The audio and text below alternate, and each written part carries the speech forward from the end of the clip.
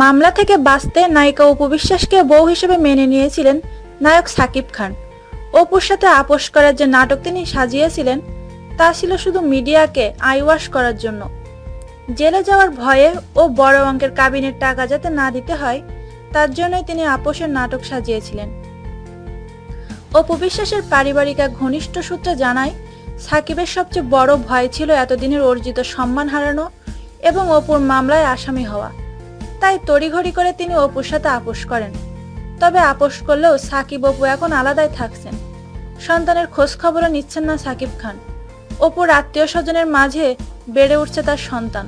অপুর বরাত দিয়ে সূত্রটি জানায়, সবকিছুর জন্য খলনায়িকা বুবলিকে দায়ী করছেন অপু ও তার পরিবার।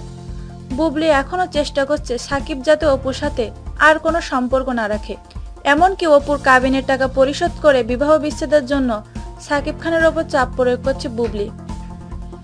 সাকিব খানের প্রায় 100 কোটি টাকার সম্পত্তির ওপর যাতে অপু ভাগ বসাতে না পারে সে চেষ্টায় চালিয়ে যাচ্ছে বুবলি। অপুর সাথে বিবাহ বিচ্ছেদ হলে সাকিব খানকে বিয়ে করার ক্ষেত্রে তার সামনে আর কোনো বাধা থাকবে না।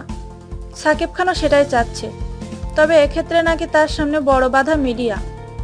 গত বছরের এপ্রিল মাস থেকে নিরুদ্দেশ হয়ে যান জনপ্রিয় নায়িকা অপু।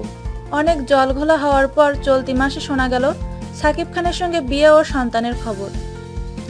2008 সালে বিয়ে করার পরও স্ত্রী হিসেবে সামাজিক স্বীকৃতি না পাওয়া এবং বুবলির সাথে সাকিবের রোমান্টিক সম্পর্কের কারণে রাগ করে মিডিয়ার সামনে সাকিবের থলের বিড়ালকে হাজির করেন।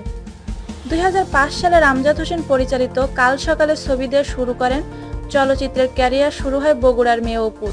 পরের বছর সাকিব খানের সঙ্গে এফআই মানিকের কোটি টাকার কাবিন ছবিতে অভিনয়ের মাধ্যমে সে তারকা খ্যাতি পায়।